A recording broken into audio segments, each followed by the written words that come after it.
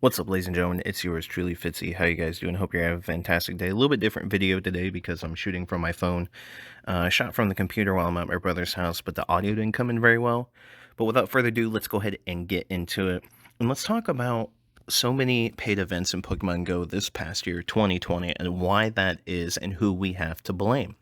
Because everyone wants to talk about Niantic and put the blame on Niantic, but I'm going to open your eyes a little bit and make you think a little bit differently on some of these paid events. Zoe2Dots just 16 hours ago made a video about the glaring Mr. Mime research. Is it worth it? Because that one's getting the biggest hit. And also PokeAK has posted one as well, saying, is it worth it for glaring Mr. Mime?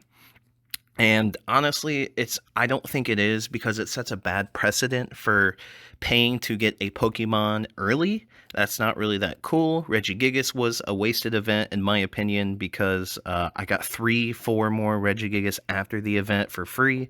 This Pokemon will be free. That's just kind of my thoughts on it. Did I buy the ticket? Yes, I bought it for experimentation uses only. No other reason why. It is too expensive. I absolutely agree, and I don't recommend buying it. But nonetheless, where are these coming from? Why are we getting paid events? Well, we need to dive into a little bit of the Pokemon Company's profits, look into 2020 as a whole, and who actually owns Pokemon Go. So, if we look at the last fiscal year earnings, the Pokemon Company announced a 14.8% increase in profits, making it the second biggest year. The Pokemon Company has revealed in the Japanese News that it recorded a profit of 5.367 billion yen, or 142.7 million during the last fiscal year, which ended on February 28th, 2020. Now, most of that money does come from Pokemon Go, and also comes from the sales of Sword and Shield. Of course, then we've got the DLC that was coming this year. Now, that's not part of this fiscal year, but just kind of an example. And you're probably thinking, like, wait, why did you mention Pokemon Go? Well, here's why. If we go ahead and go to the wiki here, right here, go down a little bit.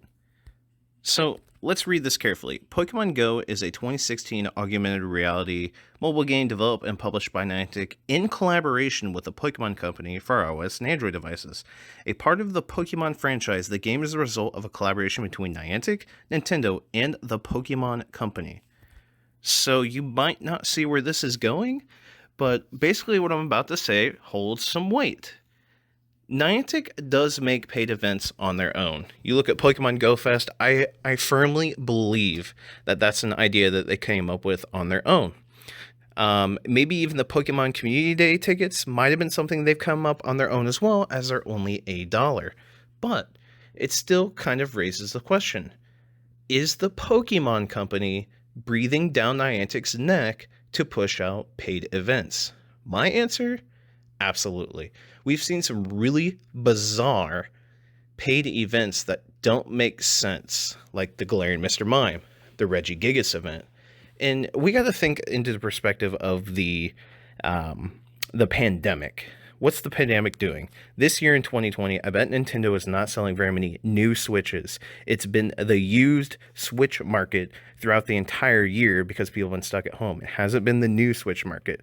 Now, have new Switches been sold out? Absolutely. But the used Switch market was heavily invested in for people trying to find a good deal on the used Switches. So Nintendo, was definitely looking for more ways to profit since they co-own Pokemon Go. Not all the profits go to Niantic. So that's something to keep in mind as we get some more of these ridiculous paid events, like the Kanto Tour. It's $12. It's not Pokemon Go Fest. It's Kanto Tour.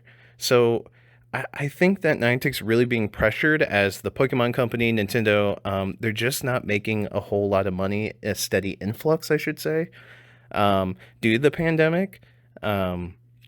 No real releases. Obviously, like I said, the used console market was booming more than the new.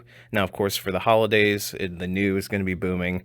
But every holiday, all consoles boom in the new market. So I just kind of wanted to give you guys a short video discussing where all these paid events are coming from. It's not necessarily Niantic. Niantic is making plenty of money with regular in-game purchases on a day-to-day basis. They do not need to make ticketed events. Niantic also does not get 100% of the profit from Pokemon Go.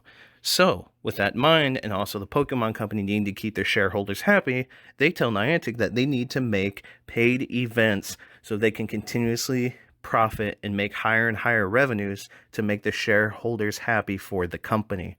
That's how business works.